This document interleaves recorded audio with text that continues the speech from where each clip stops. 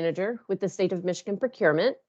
And I will serve kind of as the moderator today to get us through our slides, and then also help as questions come up. We do have a limited time and a lot of content to go through, so we'll do our best to get to some questions, but if all else fails, we could capture those questions and get with you after the presentation, maybe a little summary if that's needed. So our speakers are going to review the basics of how to do business with the state, and it will include information on our new initiatives geared towards increasing opportunities for geographically disadvantaged business enterprises. And the speakers will also review our new Let's Do Business vendor website. Plus, just to make things even extra fun, is we have a new Sigma vendor self-service site. So we have upgraded from 3.0 to 4.0. I think once we all get comfortable with it, it's going to be better. It just takes a little time to kind of get used to where all the buttons are now. So I am joined today by my coworkers, Eric Pratt and Craig Terrell, excuse me, from the Michigan Procurement Office. Eric is our geographically disadvantaged business specialist, and Craig is our office communications specialist. So I will go ahead and turn it over to them. Let me get my slides moving. Here we go. All right, yeah. So let's do business, or let's talk business this morning. My name is Craig Terrell. I'm the communications specialist at State of Michigan Procurement, and we're going to talk about the basics of how to do business with the state. And these slides are fresh. They still have the new slide smell on them. But we'll just jump right in because we got an hour. So first slide. All right. So this is about State of Michigan Procurement. This is how we're set up. So we're within the state, we're called Central Procurement Services, or State of Michigan Procurement. We are the state's central purchasing office. We act on behalf of state agencies, all the state agencies that you know and love, like EGLE, DNR, MDOT. We handle every aspect of the bidding process of them for most goods and services over $500,000. We have a portfolio of approximately 800 contracts worth billions with a B, and many contract periods average 3 base years and have 2 additional 1-year renewal options. So if you see an expiration date for a contract and it's like 2024, that option years can extend that out. If you want to see a full list of our contracts, and there are a few agency contracts sprinkled in there, you can go to the contract list on our website at michigan.gov/MI procurement. This is what the contract list looks like. This is a snapshot of our contract list. You can use the filters at the top to find particular contracts. If you click the link icon, you can download a PDF of each contract so you can actually see it. You can see the contract, publicly available info. I'll have the current specs, change notices, pricing. On the contract cover sheet, you'll find other important info such as the buyer's name and phone number, the department, day-to-day contact name, so the person running the contract, and if applicable, you'll see vendor, sales rep, and names and phone numbers. And if you have any questions, I'm also available. When you see the value column, that is the estimated spend at the time of the contract award for all the base years and is not reflected on actual spend, which may be much less or less. It also includes the monetary total of any subsequent change notices. Dashboard scrolls left and right. There's this much info. We got this much space. On the right, you will see the current expiration date of the contract, like we talked about. This does not include option years.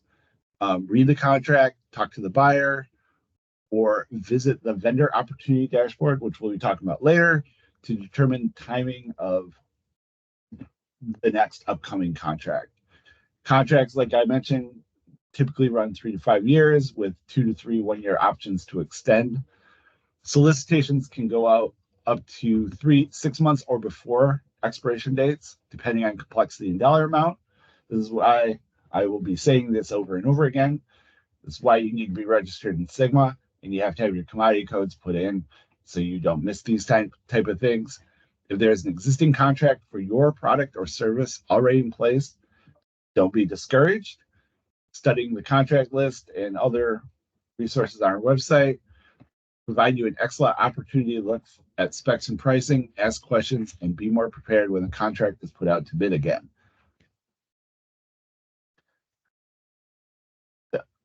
So this is how we're broken up. Central procurement contracts are put in place by 2 divisions. So within our office, 2 divisions: commodities and professional services, and IT, information technology. Each division has a team of analysts and specialists who manage contracts. These divisions make up Central Procurement Services office at the state of Michigan. There are also purchasing areas outside of our office, design and construction. I'll give you 2 guesses what they do. They do design and construction, and real estate. These offices also have staff who manage solicitations. They're wonderful to work with. And the real estate division includes leasing. We often lease space statewide. There is a webpage and listserv devoted to this on the Department of Technology Management Budget's website, outside of procurement's website. Commodities and Professional Services Division is responsible for purchasing a wide variety of products and services. The lists you will be seeing coming up are not exhaustive, but this is just an example of some of the commodities and professional commodities we buy. And when we list something for energy, that refers to natural gas, fuel oil, propane, and alternative energy and energy conservation consultants. So some of that green tech. Then some of the infrastructure services, some of the stuff the state hires out for taking care of our facilities and our infrastructure, lawn care, security guards, pest control, landscaping services. I've been seeing the landscaping guys out more and more as it warms up. And then professional services.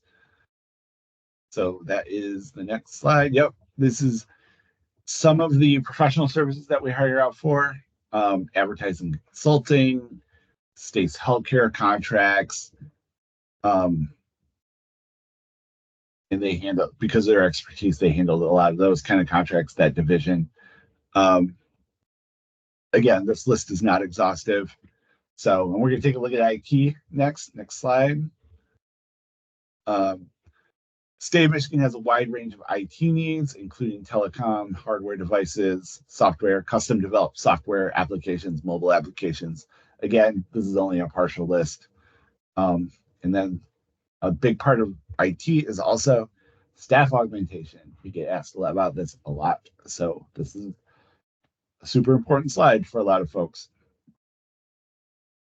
The state has contracted with an outside company called Knowledge Services to provide a web-based vendor management system for various hourly IT services. If you are a vendor interested in providing temporary IT staffing to the state, you register with Knowledge Services, because they're the vendor that we've contracted with to handle all the staffing. So if you're in that IT space, head over to our IT staff augmentation page and get started. For real estate, these numbers are not the freshest, but from what I understand, they don't change that much from year to year. I will reach out soon, get some updated, but the real estate division manages leases for the state. The state leases a considerable amount of office, warehouse, laboratory, and mixed-use space across Michigan. If you have a building and you're interested in leasing space to the state, please go to michigan.gov/myprocurement, programs and policies, real estate leasing for more info. Design and Construction Division purchases construction, engineering, and architectural services, but also bids out painting, plumbing, HVAC, and other similar contracts. Furthermore, this group is in charge of the state's capital improvement program. Current design and construction bids will be up on Sigma. Again, we'll be talking more about that coming up. And it should be noted that design and construction has their own webpage on DTMB's section of michigan.gov. These numbers are from fiscal year 2018 through 22.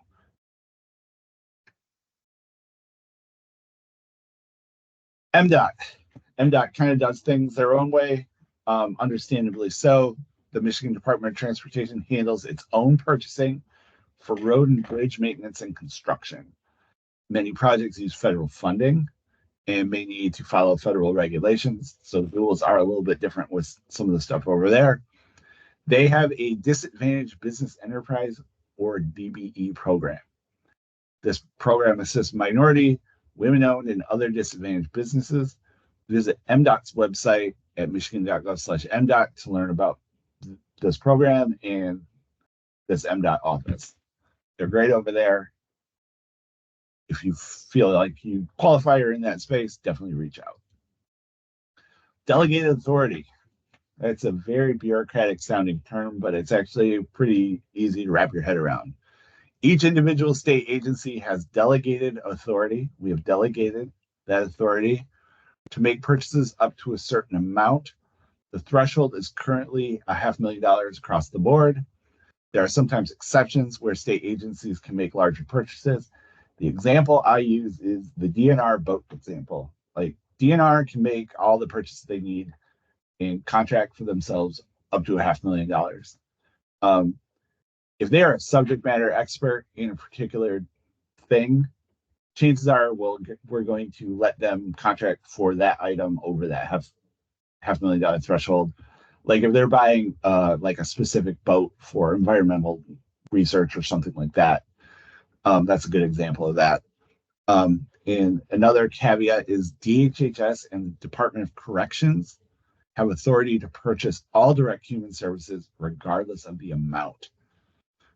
Some examples of direct human services include physicians, social workers, counselors, that kind of thing. Then the next one, this is a big slide. For purchases under $50,000, there are opportunities to get involved in smaller projects, which are not necessarily posted on Sigma. Individual state agencies may obtain written quotes, still gotta get 3 quotes, for projects less than $50K. You can market directly to the state buyers using that. Using this, there is a list of every buyer on our website. We update it roughly quarterly. You get it in the contact us section of the website, and you can market directly to those folks. What Sean and I and Eric and I have landed on is this is a cold call sales list. These folks don't necessarily have to call you back, but you can make people aware of your good or service by reaching out to them. Now we're going to talk about Sigma. Sigma, if you are familiar with it, if you are on this call and familiar with it, just recently went through a major upgrade. So if you've seen this presentation before, it is going to look very different from this point forward. So let's talk about how we publish our solicitations to bid. State needs something. Where are we going to post that RFP? We're going to post it on Sigma VSS. The state of Michigan posts all bid opportunities on the Sigma VSS or Sigma VSS, which stands for Vendor Self-Service System. You must register and get a Sigma VSS account to bid on open solicitations. Getting an account is free. Training tools are available on the website. They're upgrading those now. They have some out already. Sigma also has their own help desk. Don't hesitate to reach out to them if you have any questions. Their help desk is excellent. I would give them a little bit of leeway this week and next week because they just went through a huge upgrade. So they're catching up. But they are excellent and they will help you. You'll need your business's basic info to get started on registering. One thing that we do tell you, if you're not registered in Sigma, you sit down, do a complete job. We'll explain more about that in the upcoming slides. So this is what Sigma is. It is a one system for bid posting, payment, and to manage your account info. The system sends notifications to vendors that are properly registered in Sigma of bidding opportunities that match the commodity codes provided by vendors. Sigma improves online security and protection of personal info.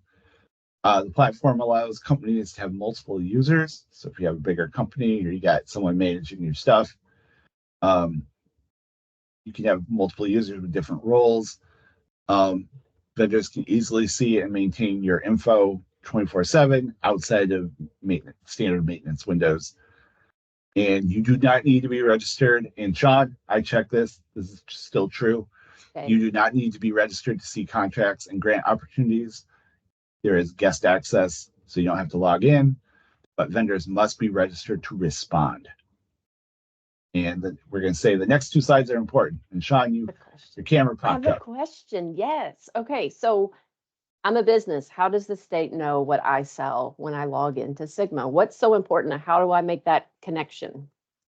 Well, let me show. Yeah, the next Sorry, slide. I had to throw that in. Give you a breath to breathe a little after all that presentation. Thank you. Well, the next slide is all about that too. Look at that. We include pleasing imagery because this is our most serious slide. So we're going to have you talk to your family about commodity codes. So we're going to take some time to talk about commodity codes. The state of Michigan uses the National Institute of Government Purchasing Code, which is also called NIGP codes. If you are familiar with the federal system, they use NAICS codes, which is a different kind of coding system. They're roughly analogous, just slightly different. Same vibe, I guess, but different codes for everything. When you register to do business with the state in Sigma, so you're sitting down, you're registering in Sigma, you have to add commodity codes to your account because that's the only way the state will know what goods and services your business sells. Without commodity codes, you won't be notified by Sigma VSS of bid opportunities. It's like you didn't register. When you sit down, take the time to do commodity codes. Good news though, we recently launched a commodity code lookup webpage. It's available via our Let's Do Business hub. It's easy to find. We'll be talking about that hub in a few slides. So you can search all available codes associated with your business.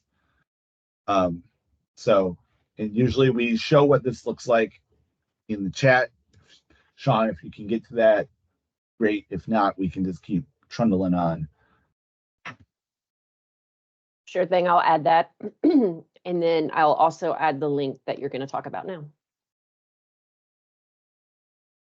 Yep. And the other half of it is, so you're registering, right? Doing your commodity codes. What's the other half of it? There's two sides of that coin. Another important step when you register in Sigma is to add all applicable business types. This step is important. This is super important too, because certain business types are eligible for purchasing programs or preferences, and those change from time to time, or they increase from time to time. So you want to make sure you have all applicable business types. Some examples include service disabled veteran-owned businesses, geographically disadvantaged business enterprises, which we will also be talking about in a few minutes. And we have a business type webpage. We got a table that breaks these all out. You can get to that through our Let's Do Business hub, where you can view the different business types and their associated codes to include in your Sigma VSS profile. And we're going to take a look at that right now and look a little bit at Sigma right now. So don't forget, it's very important to complete your registration in Sigma. Be sure to include all applicable commodity codes, business types, and definitely include an email address. You'd be surprised. People spend all this time registering in Sigma and then they don't include an email address, and then they get mad at us. Like, why am I not getting notifications? I'm like, well, We don't send out carrier pigeons anymore or postcards. There's no telegrams. It's email. So you gotta have an email address in there. There are tons of Sigma resources on our Let's Do Business website, and you can contact the help desk. Again, they're excellent for support. And this is the big showstopper. Next slide, you can see what Sigma looks like now. Ooh, so exciting. So Craig, just to clarify, how important is it that our vendors sign up with commodity codes, business types, and emails? It's so important. Like, that's the best thing to take away from today's call. Yeah, if you only take away like one thing, it's that you have to be in the system to bid, and you have to have a fully filled out account to do so. Like, that's your commodity codes, that's your business types, that's an email address. Again, it is baffling how many businesses go through the whole sign-up process and then do not include an email address. And I am putting my email address in the chat, and I am more than happy to, if you want to email me to say, hey, is my business registered? I don't even know. Or, hey, I did register, but I'm not sure if I completed it right. I am more than happy to go in and check those things out for you. So you just need to send me an email, say we met on this webinar so that I can kind of figure out who I'm talking to, and I'll do that step for you. Yep. It is a great service Sean does too. So in that screenshot, one thing I did want to, can we back up that slide? Because everything's new in Sigma. This is as much for Eric and Sean as it is for everyone. The guest access is just to the right. Like, if you got to scroll right for guest access, it's like to the right of the grant opportunities button. So we got everything up in Sigma. Yep.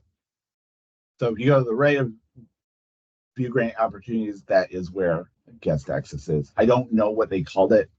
I've only used it once. It did not stick in my brain. All 2 brain cells are being dedicated to this.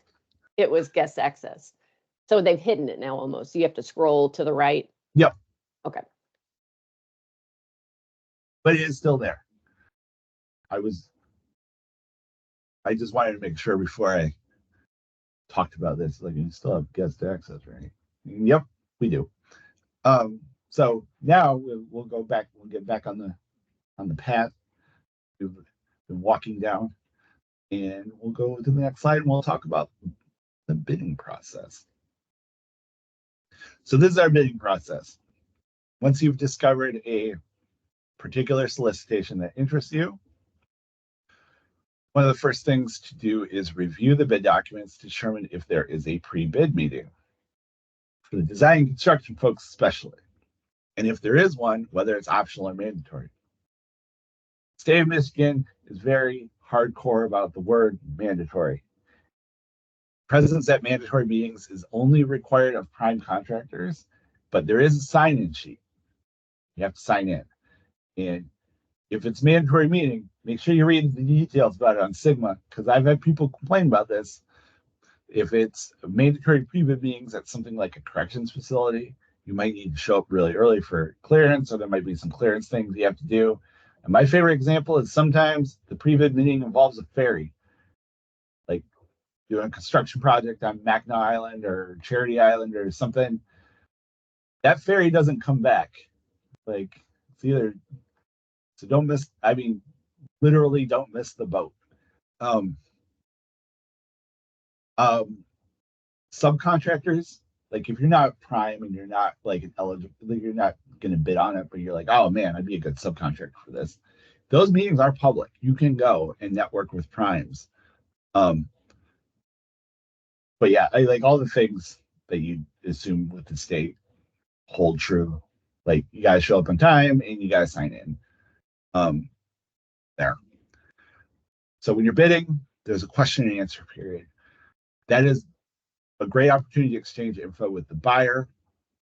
Each contract or each solicitation will have the rules of communication clearly spelled out. It'll either be through Sigma or email. All vendor questions will be compiled, and then all the answers are published to all bidders. Make sure you follow the rules of communications explicitly. Do not email me on the sly looking for inside info or anything like that. Follow the rules. And ask questions. Definitely ask questions, because that's your chance to obtain info to submit the best proposal possible. The due date for submitting questions will be specified in the solicitation. And again, follow the communication rules. Can't emphasize how important that is. Any communication outside of that process can result in disqualification. In addition, bid info not received from the assigned buyer may not be reliable. So if you're getting info loose, one, you might have disqualified yourself, and two, it might not even be accurate. Make sure your bids are thorough. Government bids require a high level of detail. This is also where I would stop everyone and say, like, okay, Craig's been talking for a while. I kind of tuned him out. I'm telling you, stop, tune me back in for this one. Make sure your bids are thorough. That mind, write your proposal understanding that you do not meet with the buyer in person. You're not doing any sales tactics. And then answer the question that is asked. Like, do not assume that we know who you are. Do not assume that we're going to look that up. If we ask for a pricing schedule, don't put in a link to your website or say like see website or see box 2 or something like that. Answer the question that is asked in the space that is asked. That is one of the things that talking to buyers tanks technical scores the quickest, is just being lazy and not completely filling out the question that is asked, because you just assume that it's going to be, everything should be isolated and you should answer everything completely. Keep up with all changes to solicitation. Continue checking, because there might be new attachments or addendums up until the bid due date. And we post online question and answer responses and any notices like an extension via Sigma. And don't be late. Don't be late. If a bid is even 1 minute late, it's late. The only time late bids will be considered is when no other bids have been received. And Sigma is a computer system, and we all know how reliable sometimes our internet connections can be. I was having problems this morning personally. I was trying to figure out how I was going to be on this call. It fixed itself. But that system shuts off at 5:01 if it's due at 5. Like 5 minutes and 1 second, it locks out. So you can't, like, you have a hiccup submitting and you submit it last second, you might not get in. So don't last second this stuff. This is our most serious slide. So you submit that bid, right? How does that get evaluated? You've submitted you've registered. Let's walk through this process. You've registered in Sigma to do business with the state. You did a great job. You included your email, business types, and commodity codes. You found something that you wanted to bid on, and you did a great job. You answered everything completely. And you asked questions, and you followed the directions on how to ask questions. And there's a mandatory pre-bid meeting, and you showed up and you signed in. So and you submitted your bid. Great. How's that scored? They're evaluated by the buyer and the requesting agency, or what's called a joint evaluation committee, or JEC. JEC consists of a blend of members, those who have day-to-day interaction with the program, and independent reviewers who do not. This is an important fact to remember for new vendors or incumbents. You will be evaluated on the written content of your bid, and since there may not be any face-to-face meetings, including negotiations, it's all the more important that the bids are thorough. The written portion of the bid is typically scored on a 100-point scale. And as an example, 80 points out of the possible 100 might be considered passing technical. If you ever hear a procurement professional talk about passing technical, that's what we're talking about. Receipt of a passing technical score means that your bid pricing will be evaluated. Be sure to review the proposal instructions. of the solicitation documents carefully because it includes customized evaluation criteria, Q&A deadline, and info on any pre-bid meetings. The vendors may request a debrief be given after an award recommendation is being made. You can do this if you win or you lose. This is a great opportunity for you to meet with the solicitation manager and learn where you can improve your bid for next time. Review the evaluation synopsis in advance of the debrief to make the best use of you and the buyer's time. This document will show how all bidders were scored. State purchasing preferences. So the state, let's review some of the purchasing preferences and set-asides established by the state by statute. First, qualified service disabled veteran-owned companies receive a 10% pricing preference. A pricing preference is different than a set-aside. RFPs have two-step process, and the preference is applied if technical bid requirements have been met. So essentially, it's got to pass technical first, which we talked about on the last slide. Info on how the preference is calculated and what documentation is required is found on the Contract Connect website, so our website. In regard to required documentation, state of Michigan will accept, we list what the documentation will require. You request that pricing preference at the time of bidding with every bid. We also accept the National Veterans Business Development certification as verification of eligibility for SDVOB preference, but we don't require it. But if you happen to have NVBDC, we will accept that in lieu of the others. Also, certain goods and services are set aside for procurement from community rehabilitation organizations, sometimes called CROs. A CRO committee appointed by the governor evaluates set-aside requests. Competitive criteria, including a determination of fair market pricing, are applied to select community rehabilitation organizations for the purchase of goods and services. So certain community rehabilitation organizations can request certain contracts get set aside. These tend to be companies that work with folks that are disabled.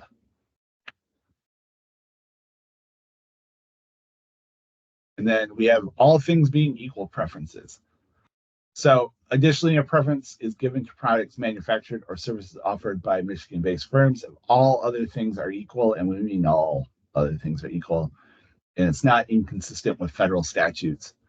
Other preferences given when all things are equal include the Clean Corporate Citizens preferences for bio-based products sourced in Michigan, and as of the end of March in 2019, for goods or services offered by geographically disadvantaged business enterprises with a principal place of business in Michigan. And speaking of GDBEs, this is where I toss it off to Eric.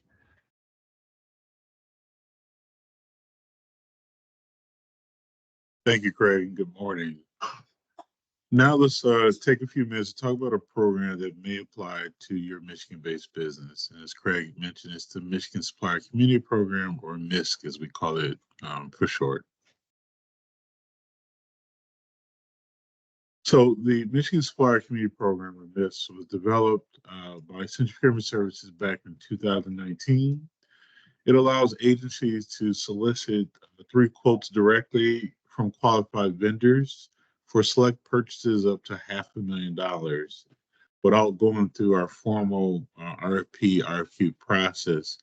Typically, this program is designed for purchases that are a little less complex for general goods and services, and thus it doesn't require formal RFP proposal in response. However, vendors, in order to be a part of this, vendors must meet certain program eligibility requirements. To learn more about it, we encourage you to visit the Michigan Supplier Community Program website at www.michigan.gov/MISC. Next slide, please.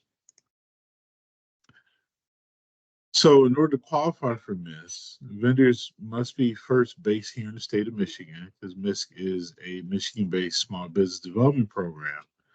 But in addition, they must meet one of four additional eligibility requirements, and that is you just have to qualify as a small business, and we'll talk about each one of these in more detail in the presentation. But if you're a Michigan-based small business, you're eligible to be a part of the Michigan Inspired Community Program.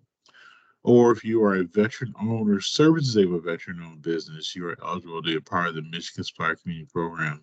Additionally, as Craig mentioned earlier, if you are a community rehabilitation organization or CRO, you're also eligible to be a part of the program, as well as if you are a geographically disadvantaged business enterprise, you're eligible. And again, we're going to talk about each of these more specifically in the presentation. Next slide, please. So here is kind of a flow chart. It provides a little more detail about each of those categories we discussed in the previous slide. If you recall, MISC is an outgrowth of Executive Directive 2019-08, which established and created the geographic disadvantaged business enterprise term that we use here at the state. But also more recently, related to this effort, the governor signed Executive Directive 2023-1, which really put a spotlight on geographic disadvantaged business enterprise and encouraged state agencies to look for ways to do more business with these category of vendors. Again, let's talk a little bit more about each of the four category of vendors who are eligible to part of MISC. The first, as I mentioned earlier, is small businesses, and we use the SBA's definition of a small business, which is an enterprise that has less than 500 employees and also has annual revenues of less than $25 million. If you are based here in the state of Michigan and you meet this definition of a small business, and then you are eligible to register for the Michigan Inspired Community Program. Additionally, if you are a Michigan-based business and you meet the governor's definition of a geographic disadvantaged enterprise, you are eligible to be part of the program. And to be considered a geographic disadvantaged business enterprise, you must meet one of these eligibility requirements. The first is that you have gone through and received the HubZone certification from the SBA administration, Small Business Administration. If you have, then you are eligible to be considered as a geographic disadvantaged business enterprise and can register for the Michigan Inspired Community Program.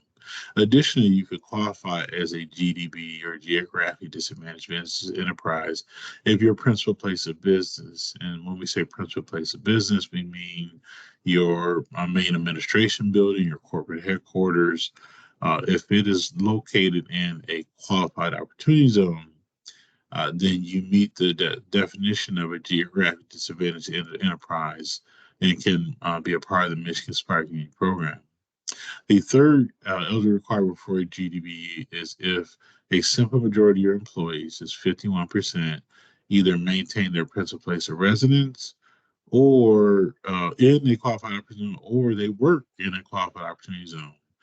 Then you can also be considered as a GDB program, GDB enterprise with the state of Michigan, and can register for the Michigan Inspired Community Program. And again, Craig has talked about the other two category of vendors, so I won't go into great detail here, but if you are a veteran-owned or services of a veteran-owned, you're eligible to be part of the Michigan Inspired Community Program.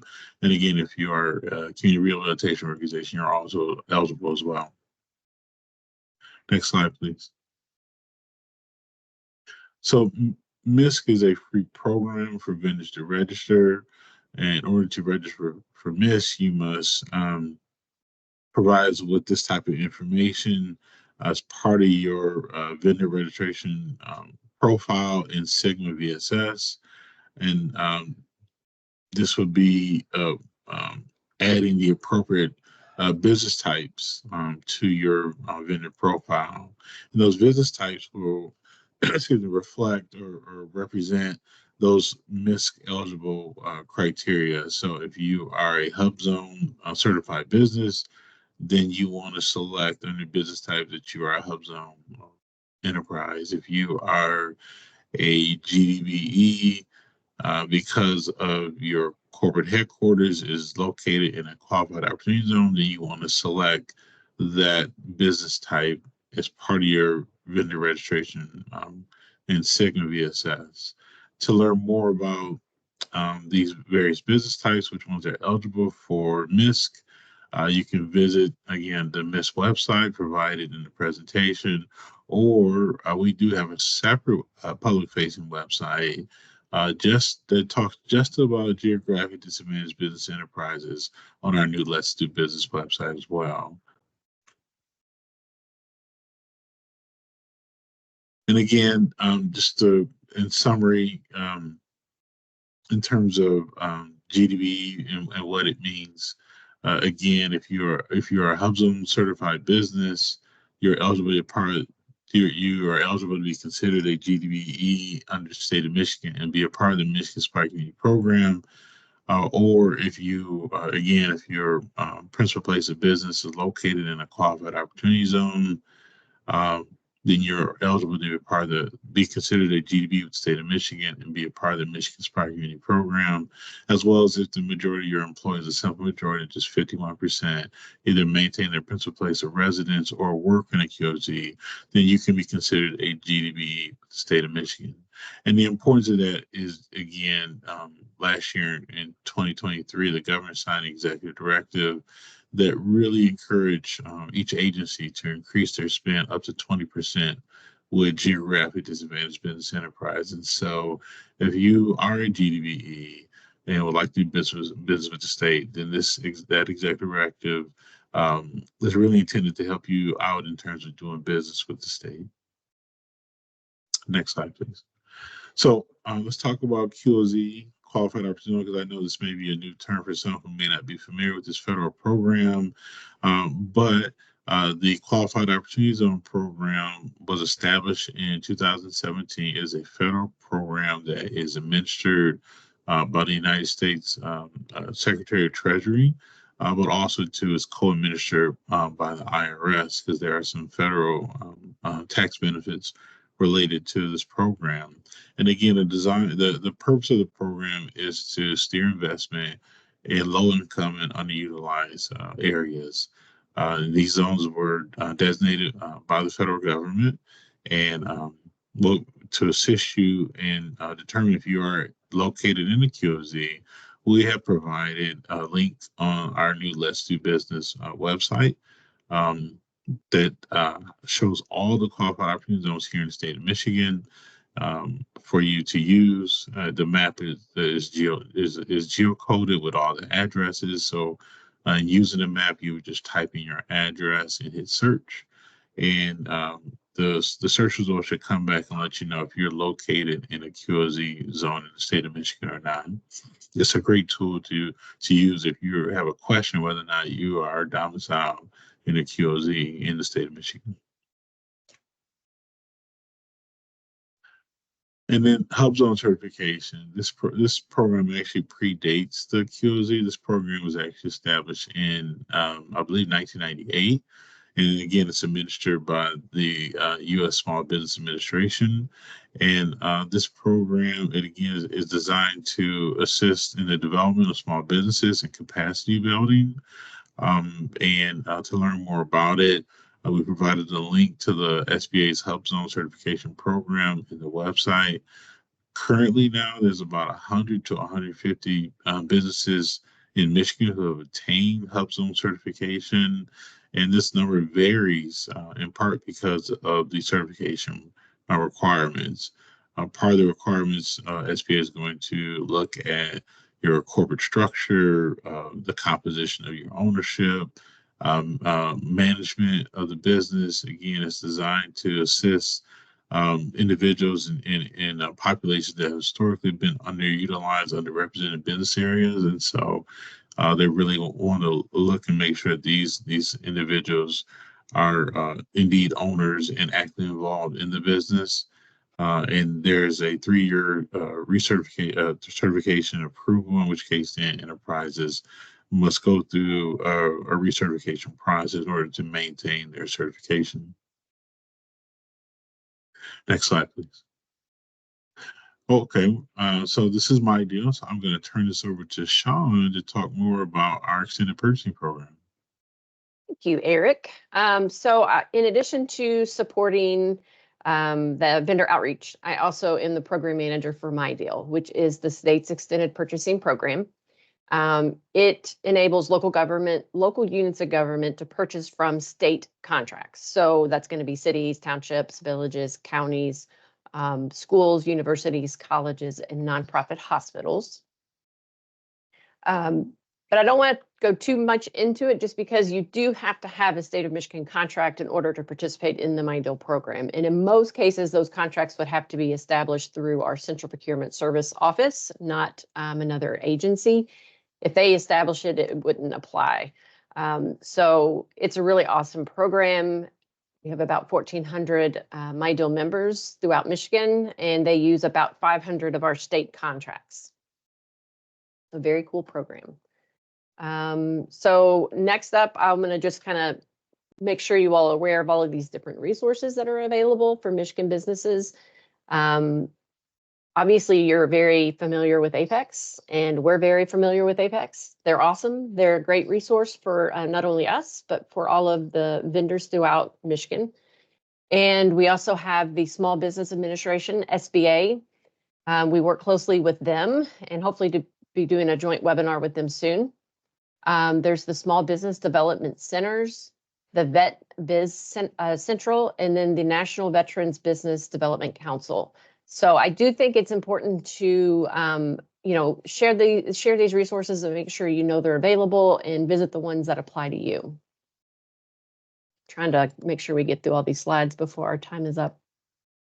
So we did launch a new website called Let's Do Business.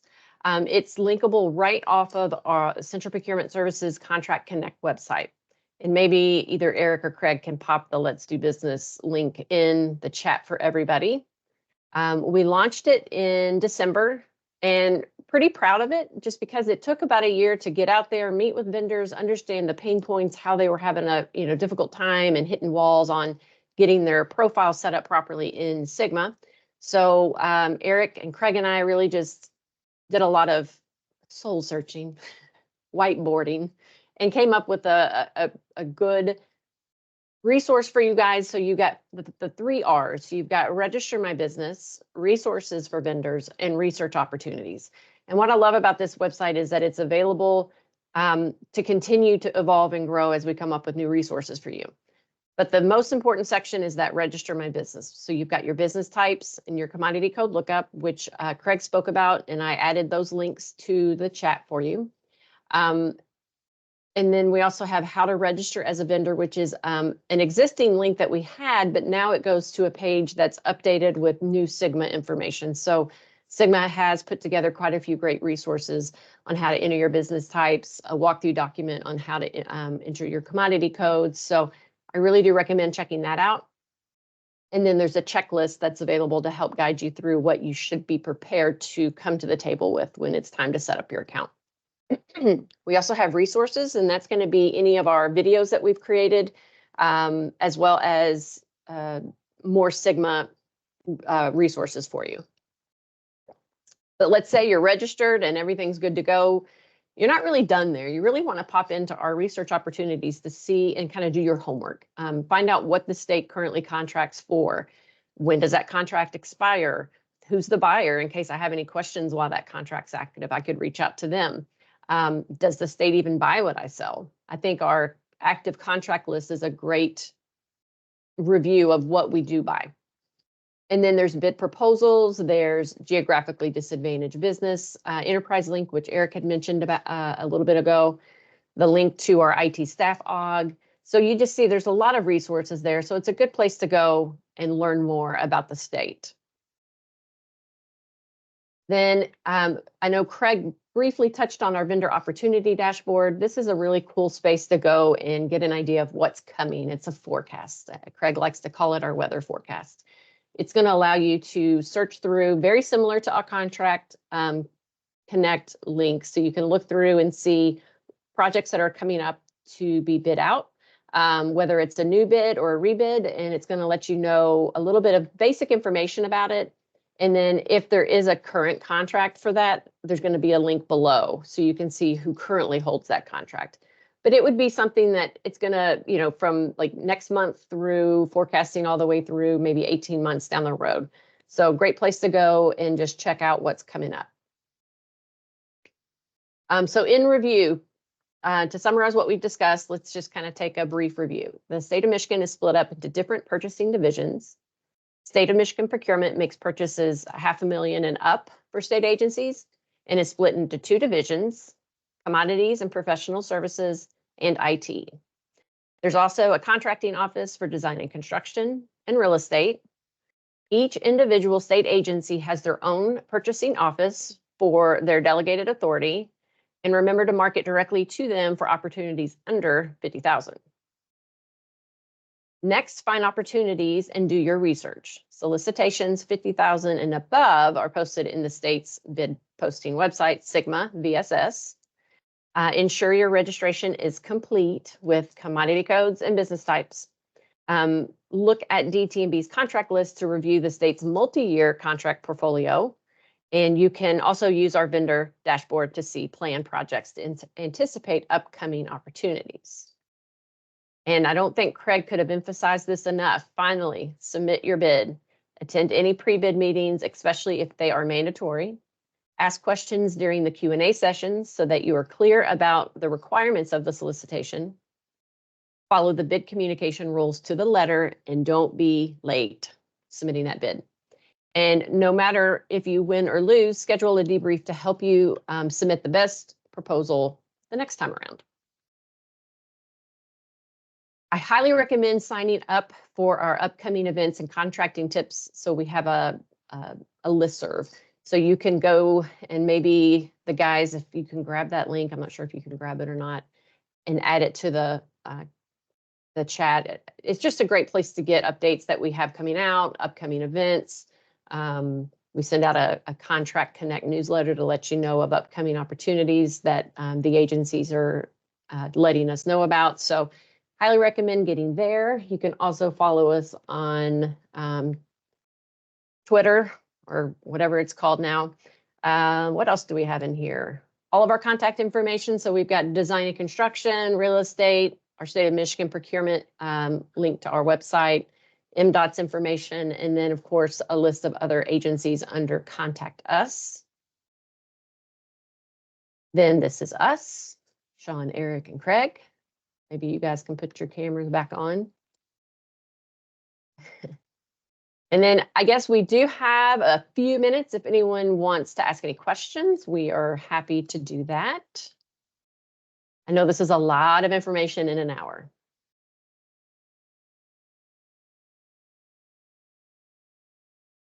And if you don't know your question right away, we are one email away.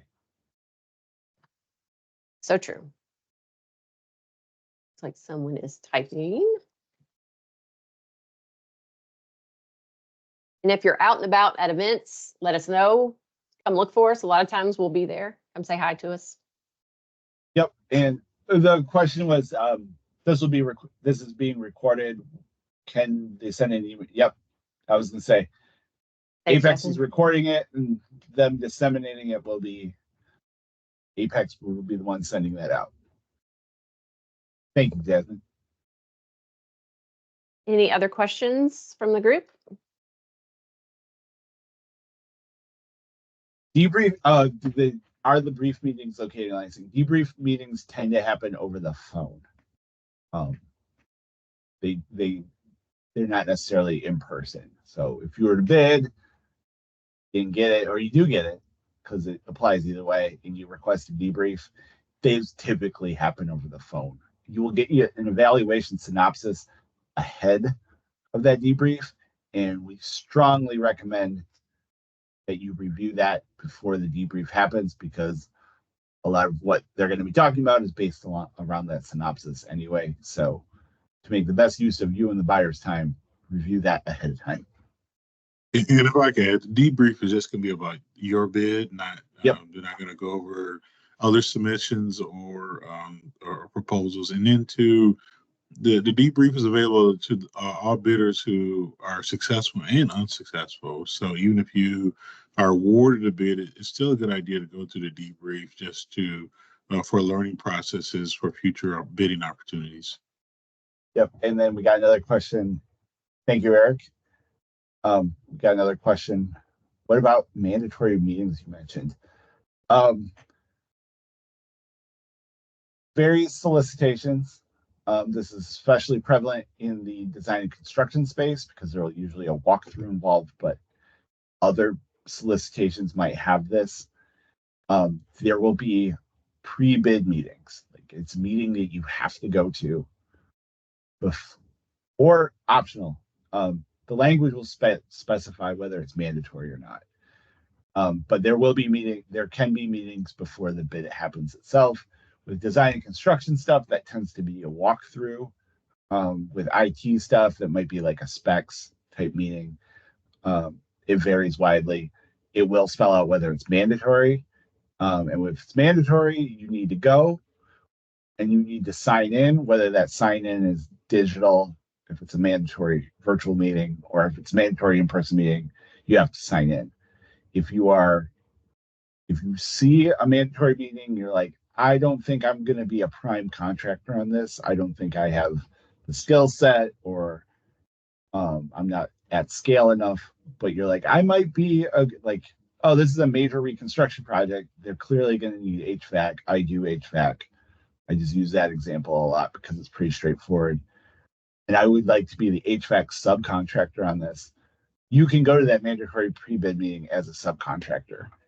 And because you're not bidding, those attendance rules don't necessarily apply to you, but know that all the prime contractors that will be bidding on this project will be there because they have to be, because it's mandatory. But the solicitation will spell out, is this meeting mandatory or not? Yeah, all of our solicitations have a cover page that will outline the schedule. And on that schedule, there is a pre-bid meeting, and whether or not it's in person or virtual or mandatory should be reflected in that. And so I would pay close attention to that cover sheet. Yep, and pay close attention to where that meeting is located, because you're like, oh, this is on Beaver Island.